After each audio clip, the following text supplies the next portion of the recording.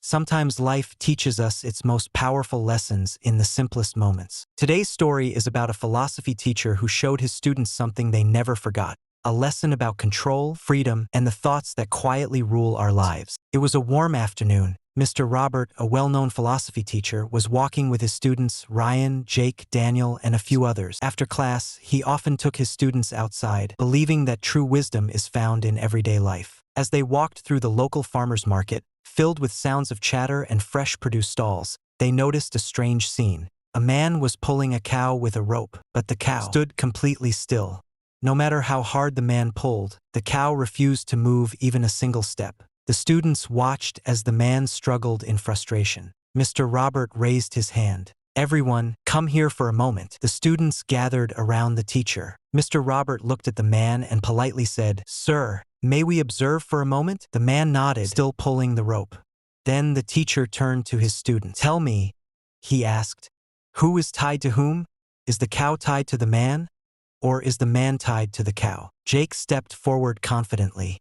"Jake, sir, that's obvious. The cow is tied to the man. He's holding the rope. Wherever he goes, the cow has to follow. So the man is the master, and the cow is the servant." The other students nodded. Mr. Robert smiled. "A reasonable answer, but let's test it."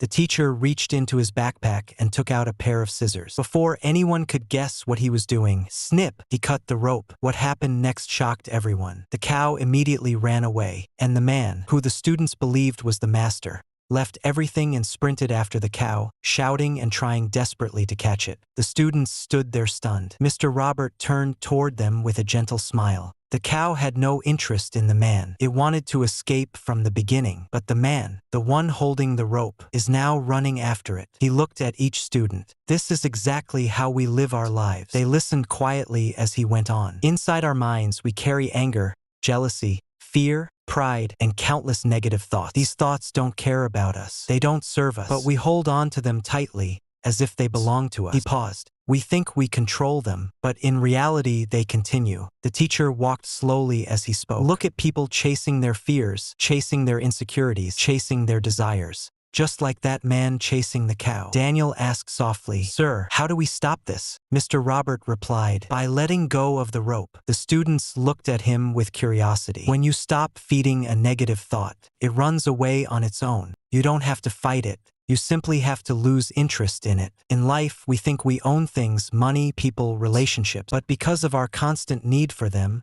we end up becoming their servants." He pointed toward the field where the cow had disappeared. "Freedom begins the moment you let go of what controls you.